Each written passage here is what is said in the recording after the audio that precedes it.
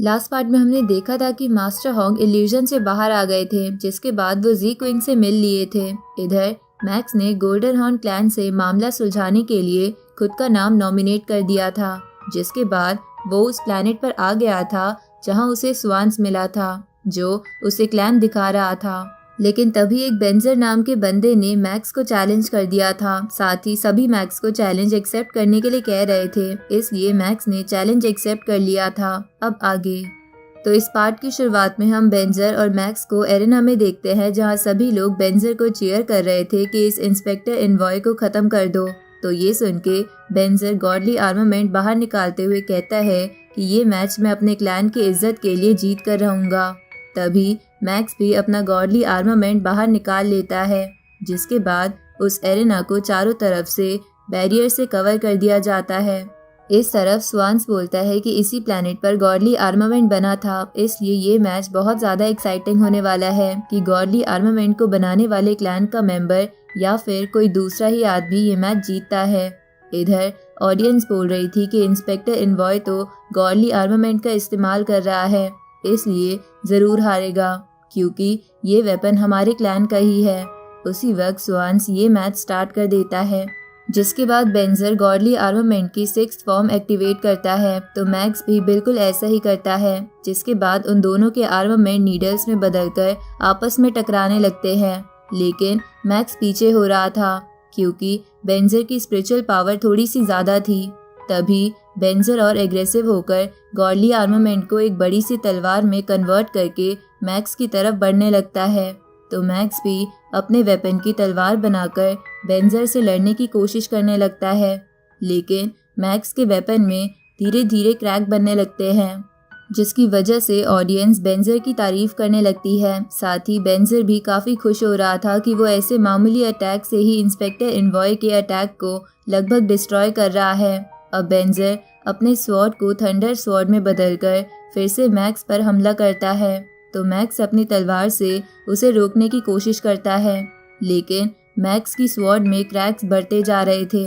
इसलिए वो अपने मन में बोलता है कि ऐसी गॉडली आर्मामेंट की टेक्निक मैंने पहले कभी नहीं देखी है। इसलिए वो अपने मन में बोलता है कि ऐसी गॉडली आर्मामेंट की टेक्निक मैंने पहले कभी नहीं देखी है। इसलिए अगर मुझे जीतना है तो मुझे गोल्डन हॉर्न बेहेमोथ की ताकत का इस्तेमाल करना होगा।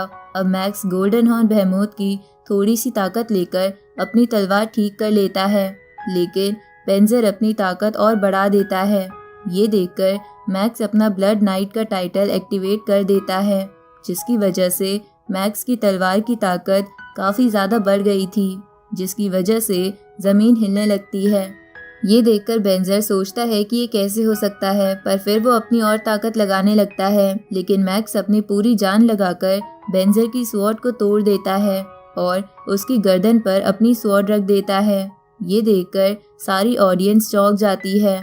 इसके बाद मैक्स अपनी तलवार हटा के बेंजर को उठने के लिए हाथ देता है और उससे कहता है कि तुमसे लड़ना मेरे लिए गर्व की बात थी, लेकिन बेंजर अपना मुंह दूसरी तरफ करके बोलता है कि मैं तुमसे कैसे हार सकता हूँ। इस पे मैक्स बोलता है कि तुम्हारी गॉडली आर्मामेंट की ताकत बहुत अच्छी थी और मैं तुमसे बहुत मुश्किल से जीत पाया हूँ, पर मैं तुम्हें बता दूं कि मैं यहाँ किसी को हराने नहीं आया हूँ। हालांकि जंगल के रूल के अकॉर्डिंग सिर्फ स्ट्रॉन्गेस्ट ही जिंदा रहता है, पर इस यूनिवर्स में एक दुश्मन से अच्छा एक दोस्त होता है, इसलिए मुझे अपना दुश्मन ना समझकर अपना दोस्त समझो।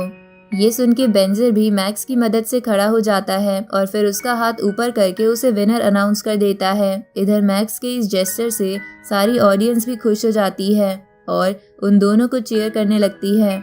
इसके बाद मैक्स डायलन और बेंजर के साथ आगे जाने लगता है, जहां डायलन मैक्स से कहता है कि स्वान्स पुराने राजा से अपॉइंटमेंट लेने गया है और जब आप जाइंट मॉन्स्टर से अपनी मुलाकात निपटा लोगे तो स्वान्स आपको राजा के पास ले जाएगा।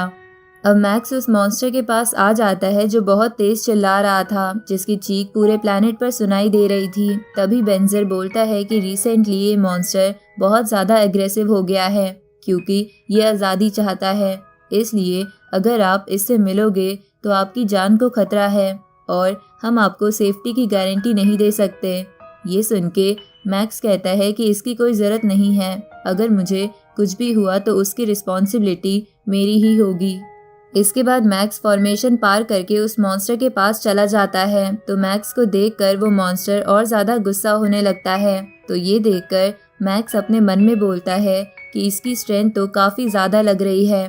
पहले ही इसका current level world master level पर है। ये एक इमोर्टल लेवल के बंदे जितनी ताकत रखता है। तभी वो मॉन्स्टर मैक्स से कहता है कि मेरे पास आने की कोशिश भी मत करना। इसके बाद वो मॉन्स्टर समय को वहीं रोक देता है, जिसकी वजह से मैक्स बिल्कुल भी हिल नहीं पा रहा था।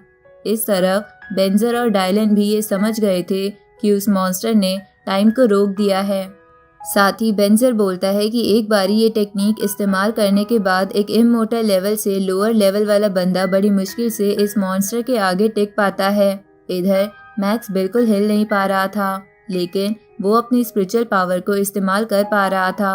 तो मैक्स अपनी स्पिरिचुअल पावर का इस्तेमाल करके उस मॉन्स्टर के माइंड में घुस जाता है और उसे पता चलता है कि ये मॉन्स्टर ह्यूमन से बहुत ज़्यादा गुस्सा है। तो मैक्स उस मॉन्स्टर के माइंड में गोल्डन हॉर्न बेहेमोथ की फॉर्म में मिलता है। तो गोल्डन हॉर्न बेहेमोथ को देखकर वो मॉन्स्टर कहता है कि मैं अपने जैसे मॉन्स्टर से 2000 एरा बाद मिल रहा हूँ। इस पे मैक्स बोलता है कि 2000 एरा मतलब 20 मिलियन ईयर्स लगता है। इतने सालों से ये मॉन्स्टर यहीं बंधा पड़ा है और अपनी आज़ादी का इंतज़ार कर रहा है और इसी की वजह से ये इतना ज़्यादा अग्रेसिव हो गया है। इसके बाद वो अपने मन में बोलता है कि मैं इसकी फॉर्मेशन नहीं तोड़ सकता, वरना मैं इसे आज़ाद कर देता। अब वो उस मॉन्स्टर से बोलता है कि मैं तुम्हें एक मेंटल ट्रेनिंग की टेक्निक दे सकता हूँ जो तुम्हारे गुस्से को कंट्रोल करेगी, जिसकी मदद से तुम जल्दी इमोर्टल लेवल पर पहुँच जाओगे और यहाँ का राजा अपने प्रॉमिस के अकॉर्डिंग तुम्हें आज़ाद कर देगा। ये सुन के वो मॉन्स्टर हंसते हुए कहता है कि इसकी कोई ज़रूरत नहीं है, जब तक मैं चीख नहीं लूँ मुझे शांति नहीं मिलती, इसलिए मुझे उस टेक्निक की कोई ज़रूरत नहीं है। अब वो मॉन्स्टर अपना टाइम बैरियर हटा देता है, जिसके बाद डायलन मैक्स की मदद करने जाने लगता है, लेकिन बेंजर उसे रोक देता है।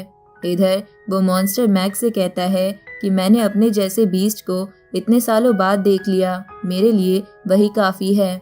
इस पे मैक्स बोलता है कि अगर आपको मेरी टेक्निक नहीं चाहिए तो क्या मैं आपसे कुछ मांग सकता हूँ।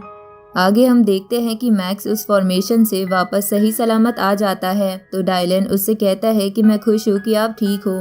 तभी बेंजर भी बोलता है कि क्या उस मॉन्स्टर ने आपको नुकसान पहुँचाया, पर मैक्स इस पे मना करते हुए उन दोनों को उस मॉन्स्टर का बाल दिखाता है जो वो ले आया था। ये देखकर वो लोग हैरान हो जाते हैं कि मैक्स अकेला वो बाल ले आया है। इधर मैक्स अपने मन में बोलता है कि इस यूनिवर्स में एक स्ट्रॉन्ग बंदा ही एक वीक की किस्मत लिखता है, जैसे कि ये गोल्डन हॉर्न क्लैन इस बीस्ट की किस्मत लिख रहा है, वैसे ही हमारी कंपनी भी इस क्लैन की किस्मत लिखती है। अब मैक्स बेंजर से कहता है कि चलो अब पुराने राजा से मिलने चलते हैं।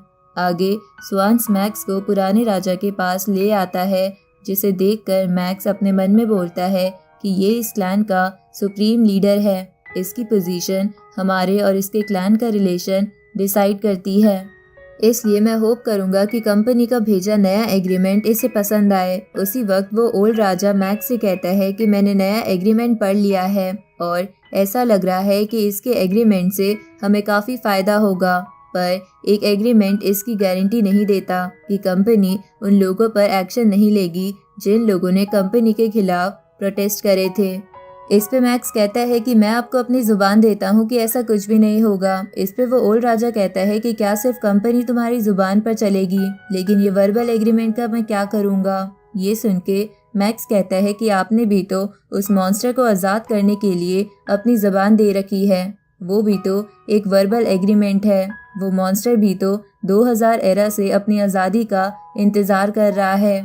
ये सुन के ओल्ड राजा हंसते हुए कहता है कि तुम बहुत ज़्यादा स्ट्रेट फॉरवर्ड हो, पर तुमको समझना होगा कि हमारा क्लैन कभी कंपनी के खिलाफ नहीं था। हमारे क्लैन में ही 2 हिस्से हो चुके हैं और जिसमें एक तरफ लोग कंपनी के सपोर्ट में हैं तो दूसरी तरफ दूसरे लोग कंपनी के खिलाफ, और धीरे धीरे ये सब बढ़ता जा रहा है और ऐसे ही चलता रहा तो हमारा क्लैन 2 हिस्सों में बढ़ जाएगा, जो हमारे लिए बिल्कुल सही नहीं है।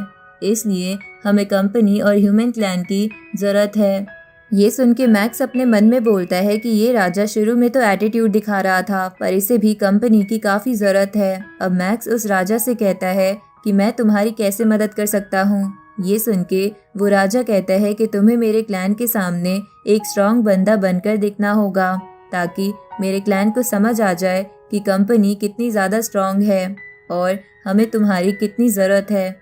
और ऐसा सिर्फ बेंजर को हरा के नहीं होगा, क्योंकि इससे सभी लोग तुम्हारी ताकत नहीं समझ पाएंगे। इसके बाद वो राजा उसके क्लैन का सेक्रेट टॉम स्टोन दिखाते हुए कहता है कि ये हमारे एंसेस्टर ने छोड़ा था। इसे कई लोगों ने समझने की कोशिश करी है, पर कोई भी इसे पूरा नहीं समझ पाया है। पर तुम अगर इसे पूरा समझ गए तो सभी तुम्हारी ताकत जान जाएंगे। ये सुन के मैक्स वांस और डायलन के साथ रियल टॉम स्टोन वाली लोकेशन पर आ जाता है, जहां बबाता मैक्स से कहती है कि इस टॉम स्टोन को गोल्डन हॉर्न क्लैन के कई जीनियस ने सीखने की कोशिश करी है, इसलिए हो सकता है तुम्हें यहाँ उनकी टेक्निक के कुछ स्क्रोल्स भी मिल जाएं, जो तुम्हारे लिए काफ़ी कीमती हो सकते हैं। अब मैक्स उन टेक्निक्स को देखता है जो बहुत सारी थी, तो मैक्स कहता है कि इन्हें मैं बाद में सीखूंगा। इसके बाद मैक्स टॉम स्टोन के सामने आ जाता है, तो उसे ऐसा लगता है कि एक खतरनाक मॉन्स्टर उसके सामने खड़ा है और उसे काफ़ी डर लगने लगता है, जैसा उसे पहले कभी महसूस नहीं हुआ था।